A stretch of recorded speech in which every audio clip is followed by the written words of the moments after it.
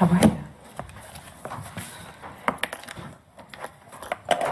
Good afternoon, everybody. Hope you're all doing well. Start off with a few announcements today. And first, I would like to, along with my colleagues, begin today by recognizing the 20th anniversary of the terror bombings that took place at our embassies in Nairobi and in Kenya and Tanzania. Deputy Secretary Sullivan met with survivors and their family members of the victims here at the department earlier today, and he delivered remarks alongside Ambassadors Lang and Bushnell, who headed our posts at the time. At a ceremony to honor those affected by the attacks, that is where they spoke. Our embassies in East Africa also participated in events to mark the solemn occasion. Secretary Pompeo issued a statement earlier today saying, "We will never forget the legacy of those who perished, nor the courage, bravery, and valor of all who survived. As we honor the memory of lost colleagues, family members, and friends, we must remind ourselves that the depravity of terrorists must never outshadow the bravery and heroism of those on the ground that day and the closer partnerships that we've developed with the people of Kenya and Tanzania." And both of their ambassadors were here at the event earlier today.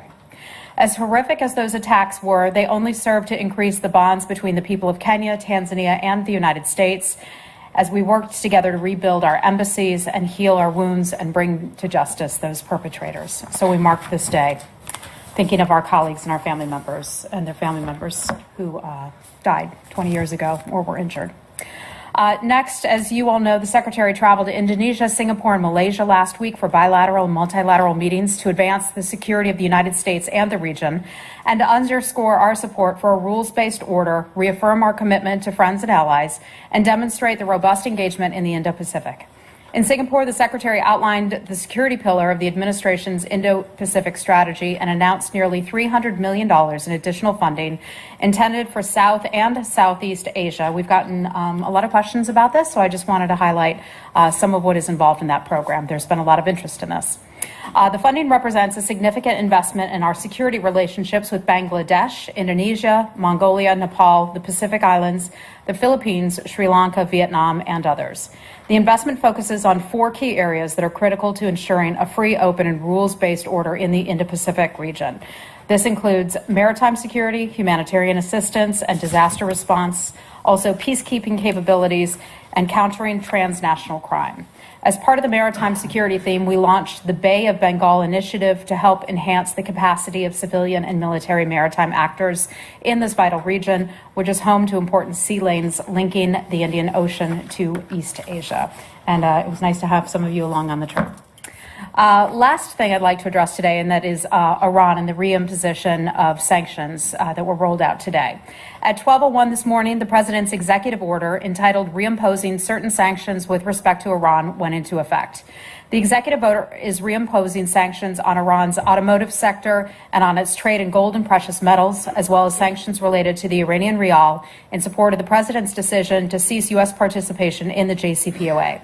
A number of provisions of this order became effective today, while others will become effective on November the 5th. The United States is fully committed to enforcing all of those sanctions. The United States is seeking a new deal, that will comprehensively address the Iranian regime's destabilizing behavior. Not just their nuclear program, but also their missile program, their support for terrorism, and their malign regional behavior. The United States is willing to engage in talks with the Iranian regime, but we're looking for a commitment that they are willing to make fundamental changes in their behavior. Iran will need to think seriously about the consequences of its behavior and the consequences that it's having on its country, and especially on the Iranian people. And they should choose to correct their course of action going forward. And with that, I'd be happy to take your questions. Thanks, Heather. Before we get back to Iran, I want to see if I can get a little bit more of a detailed response from you guys on the whole spat between the Saudis and the Canadians. Do you have anything more to say than the rather milquetoast comment? And what was the milquetoast comment that you believe we put out earlier? Just that they're both close partners, and that you're going to refer any questions about this actual dispute to the two foreign No, ministries? I have a little bit more for you Okay. on that. Thank you so much for asking. We've talked about this type of issue before. I think the last time we briefed, you and I addressed this very issue and concerns about Saudi Arabia. We have a regular dialogue with the government of Saudi Arabia on human rights and also other issues. This particular case regarding Canada, we have raised that with the government of Saudi Arabia. They're friends, they're partners, as is Canada as well. Both sides need to diplomatically resolve this together. We can't do it for them. They need to resolve it together. The United States has respect for international recognized freedoms and also individual liberty. That certainly has not changed. And that's basically where we stand today. Right, but I mean, Canada is more than just a close partner. It's actually your very, very, very, very close neighbor, and Yep. it's also a NATO ally. You're right. You have treaty obligations with Canada. You don't, unless this administration has done something that I'm not aware of, don't have treaty obligations with Saudi Arabia. And I don't understand why. There's one country here that has imprisoned human rights activists, and another one is your immediate neighbor and a NATO ally. And I don't understand why you don't come down on the side of agreeing with the Canadians when it sounds as though, from what you're saying, your human rights dialogue with the Saudis, you do agree. Matt, I can tell you that we have those conversations with the government of Saudi Arabia. We have had conversations with them about this as it pertains to Canada.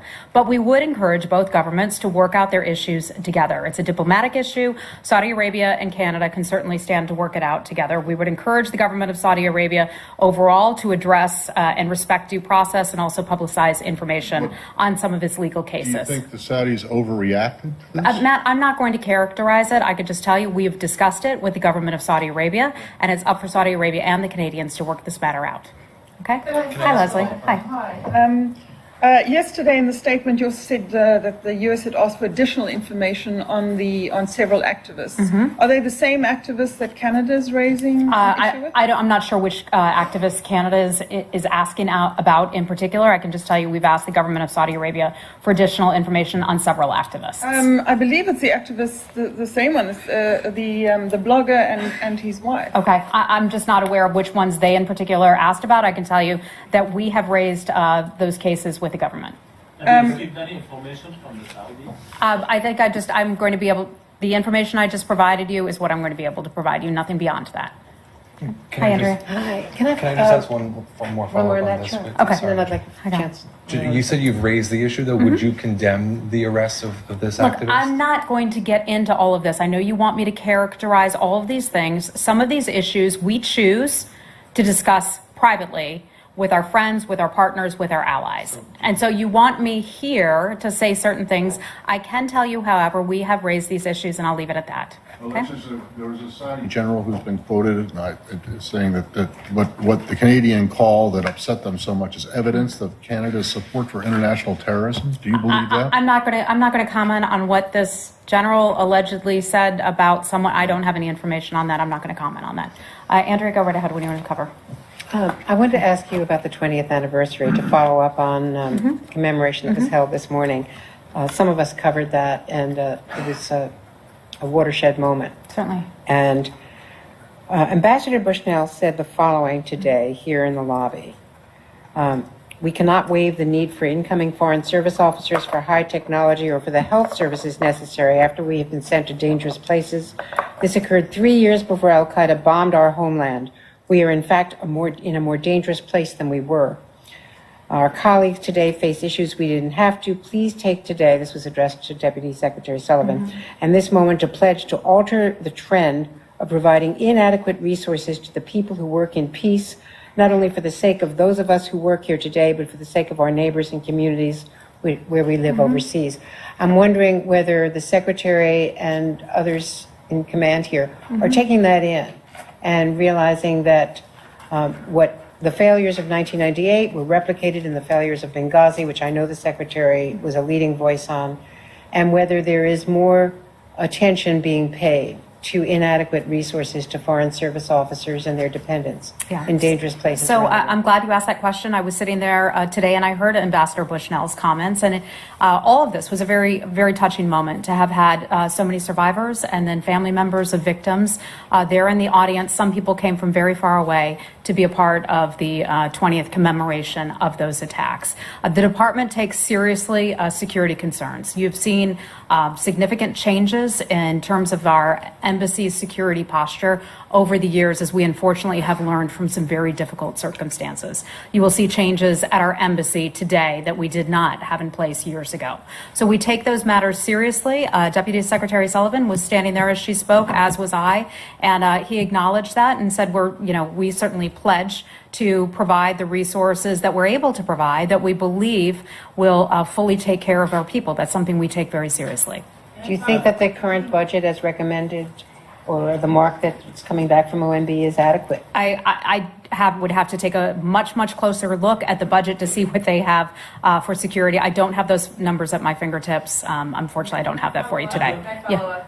Why didn't the secretary attend the event? The secretary was busy with other meetings today. We put out a statement. He has a extremely packed schedule, and we have a deputy secretary who is happy to attend.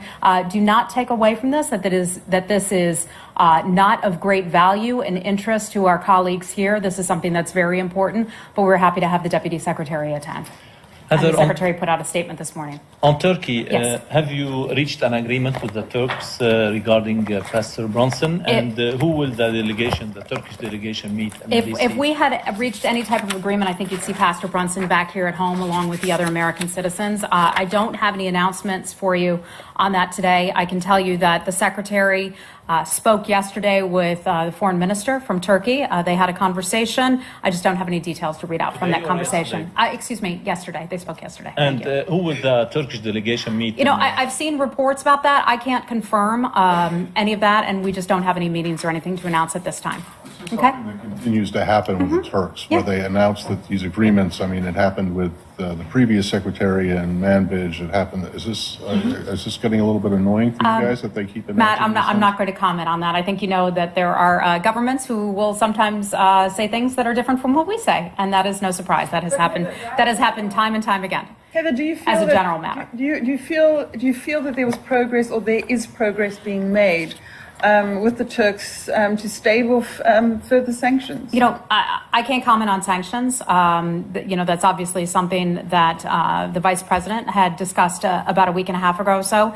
You ask if there's progress that has been made. I think the kind of progress that we want is for Pastor Brunson, our locally employed staff, and our other American citizens to be brought home. That's the real progress that we're looking for, and obviously we're not there just yet. Do you feel that he's closer to coming home, or is it just nothing? I'm not going to comment. Nobody's I'm not budging going to on comment on that, but I think it's certainly a good thing that the Secretary and the Foreign Minister were able to have a phone call yesterday. Hi, Lori, go right ahead. Yeah, Secretary Pompeo said when he was leaving Jakarta that he was optimistic about Pastor Brunson, or leaving Singapore. Where was he leaving? I'm not sure he actually used that word, but look, we're working hard on this. It's an important matter to everyone, I think, in the U.S. government, including Congress as well, and here at the State Department in particular. So we're working hard on this case, and when we have news to bring you, I will certainly bring it to you, gladly. But since then, President Erdogan spoke strongly. They imposed sanctions. Has his optimism, or whatever the word was, diminished since that point? Oh, they had a chance to speak when they were in Singapore. They had a phone call yesterday, and I'm just going to leave it at that, okay? When I have something to tell you, I certainly will. Would you still say that, that things are moving in the right direction at least, or would you say that it's stalled? I think having a phone call is certainly a good sign. I think having a conversation certainly cannot hurt, and that's why we believe that dialogue is something important to have. I don't have anything more for you on Pastor Brunson or the other American citizens, any updates on their cases. I would be more than happy to tell you when we do. Move on to North Korea quickly. Wait, hold on. This is the call me maybe diplomacy. The what? Call me maybe diplomacy. Talking about. Yeah. Are the Turks still demanding the exchange for Cleric Gulan? I haven't seen anything recent on that. Would that be even considered by this administration? Look, I think that would be a matter of extradition, which is something that we don't comment on. That would be a Department of Justice matter. I've not seen anything on that. I've not seen that brought up recently at all, Andrea. I want to just be clear about that. Hi, Say. How are you? Where are we I want to move to the Palestinian issue very quickly.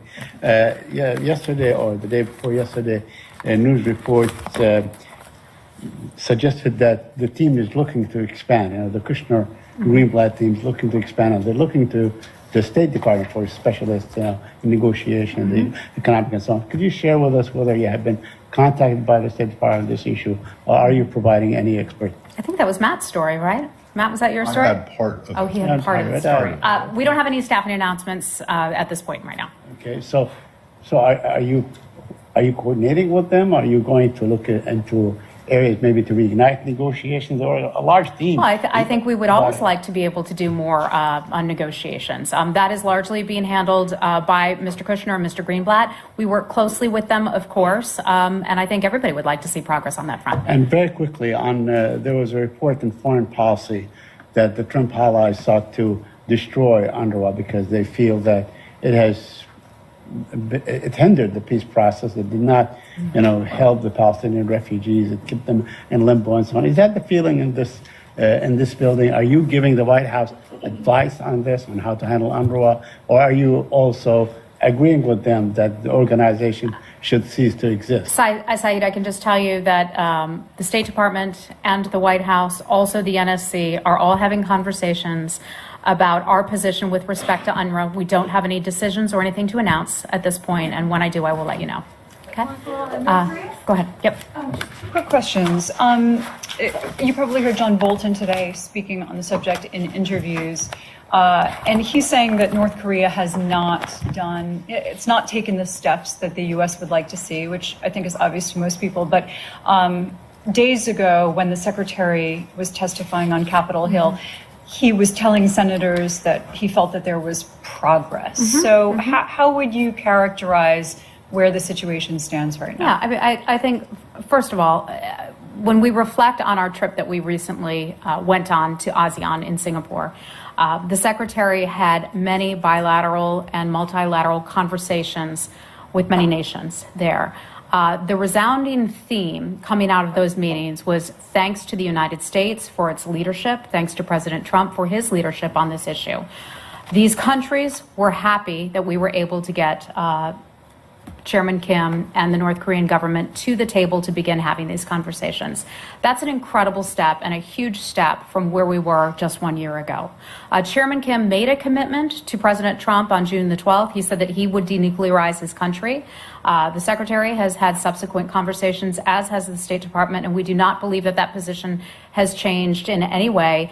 We've been working very hard since that time to develop the process by which denuclearization can be achieved. The secretary spoke about this just on Sunday and said the process of achieving denuclearization is one that we have all known would take some time. The world is united in seeing this achieved, so it will certainly take some time. Well, although right after the summit, it was the president himself who said that denuclearization would start to happen immediately. But now John Bolton is saying that they have not even begun any of that process. Look, the conversations continue. We knew that this would be a road. We knew that the road would certainly take some time, and we're in the middle of that process right now. And the White House is also saying that it's possible that Secretary Pompeo might go to North Korea next and meet with Kim. So what happens in that process? Is that something that the State Department is going to start actively working on? I think that would be getting ahead of where we are right now. We have no trips, no travel to announce. And by the way, just on Sunday, we got back from a very long, a lot of flying hours to Asia. I think it was 20-some hours. So I think we're okay with being here right now. But are you saying one way? Yes, that's just one way. You don't see that happening anytime soon. Look, I'm not going to predict what's going to happen, certainly, but we have no trips or travel to announce at this time.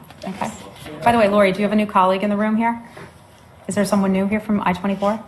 K24? Yes. Okay. Yeah. K24. Oh, K24, I-24. My apologies. Go right ahead. My name's Nina Larson, I-24. Can I follow up on the Kushner email story, please? Kushner said explicitly he thought that UNRWA was an impediment to the peace process. What's the State Department's stance on this? Yeah. Look, part of the difficulty, I think, and we have discussed this extensively here at the State Department, is that UNRWA is a program that has lacked a good revenue funding stream that does not just rely on the United States for very many years. The United States has called on, as has Ambassador Haley, for UNRWA to restructure it. That's our piece of it. That's what our piece talks about. We have close conversations, of course, with the White House and with Jared Kushner and Jason Greenblatt, and I'm afraid I just don't have anything more for you on that specific part of the question. One other thing. How does this impact the right to return? Does that mean that is not going to be part of this peace plan? Look, the peace plan is being largely handled out of the White House, but we're in close consultation with them. I'm not going to get ahead of any announcements or negotiations that they are involved with, so I'm just not going to have anything more for you on that, okay? Okay, yeah, go ahead. On that subject, there was a story, I believe in the FT the other day, that said that the peace plan has basically been sidelined because of Sunni Arab concerns about the Jerusalem embassy move, and that has removed any impetus for them to be supportive of the larger plan of Kushner Greenblatt. Yeah, I have not seen that story, so I don't want to comment on that. I've not seen it. I'm not aware of that. Okay. Hi, how are you? Yeah. Just a quick one. Do you have reaction to North Korea's foreign minister just visited Iran on the same day the United States? I'm sorry, say it again. About his what? The North Korean foreign minister just visited Iran, then and they had a official meeting yesterday. Although there's no formal readout of the meeting, but I'm wondering what's your reaction to it on the same day the United States just reimposed a sanction? Yeah, I certainly saw the reports. We've seen the reports that he was supposedly traveling to Iran as a government. I don't know that we can confirm it. I don't know. I think those are just media reports right now. If we can confirm it and have something for you on that, I'll let you know. Okay. On Iran Hi. again. Yes. Hi, Heather. I'm Gita with Voice of America Persian Service. Oh, hi. Nice to meet you. Nice to meet you as well. Going back to your statement on the sanctions on Iran, you said Iran needs to think about the consequences of its actions on its people. At the same time, on different occasions, and again at the outset of this announcement of the renewal of the sanctions, the U.S. administration has said that it stands with the Iranian people who are demonstrating against the country's mainly economic situation. How do you square these two? You're saying the sanctions obviously impact the general population first and foremost. So how does the U.S. want to stand I would say let's keep the focus on where it belongs, and that is the Iranian regime. The reason people there are frustrated and have been increasingly frustrated over the years is because Iran has chosen to spend the money and resources and the hard work efforts of its own people on destabilizing destabilizing the region. They spend it on foreign adventurism. They spend it on attacks in other countries, going into Syria, going into Iraq, you name it. That is all well documented and very well known. And they're not giving the benefits of the labor back to their own people. And so I think people choosing to protest or expressing their concerns about the government. We'd like to see a change in the behavior of the Iranian regime. We're not ashamed to say that. We'd like to see a change in their behavior where they take care of their own people, they stop their human rights abuses, and they spend their money on their own people, not the foreign adventurism and not terrorism around the globe. How does the administration intend to support the Iranian people? Well, I think one of the ways that we can do it is by giving voice to their concerns and by highlighting concerns that we have about the Iranian regime. And we are doing just that. Secretary Pompeo has spoken extensively about this issue, and by supporting the Iranian people, letting them know that we stand with you. Behavior. Yeah. You're talking about fundamental change in policy. I mean, not some sort of behavioral But we'd like to therapy, see him, right? So you see him stop terror attacks, that's for sure. That is I a don't think that's too much fundamental to ask. change in almost all of their policies, not just one particular area, correct? And that includes the 12 points that the Secretary of State outlined a couple of months ago. That would be correct. We've not changed our policy in that regard. Yeah. Hi. If the administration wants to hold them accountable for this whole comprehensive range of bad behaviors, how can you really get them to stop sponsoring terrorism around the region through financial sanctions? Yeah, I think financial sanctions lead to that because we know that the government doesn't spend its money on its own people. It's not spending its money on healthcare, on services that we enjoy and so many other nations, free nations enjoy. They're not spending their money there.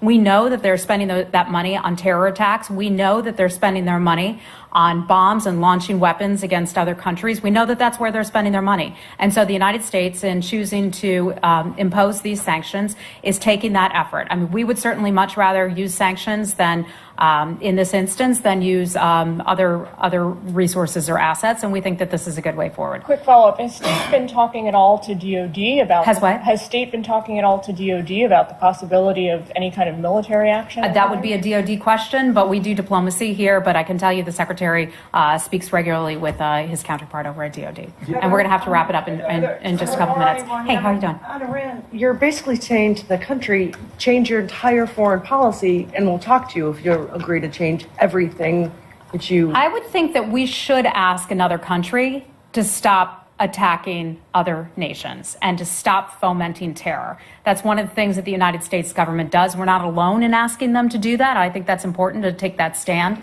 and not back away from that. How do you square that with the stance of Saudi Arabia and the UAE and Yemen? Well, you don't see... I'm sorry, what do you mean by that? Well, you're just saying that you don't have any problem telling a country how to conduct its foreign policy. Yep. But you're siding with Saudi in Yemen. We have concerns about what the Houthi rebels have been doing for quite some time. That is well documented. They have been terrible and conducted many attacks against their own against the people of Yemen. We've seen what has happened at the port there, the Hudaydah port, and the inability to have a good free flow of goods coming in. And Saudi Arabia certainly has a right to try to take out some of those bad actors. That's something that they have a right to do, and we support that. Okay, and I'm going to have to wrap it up. So, final question. One more. Hi, ma'am. What is your name? Hello. My name is Sylvie Lantôme from AFP. Okay, welcome. Yeah, thank you. A lot of new faces here.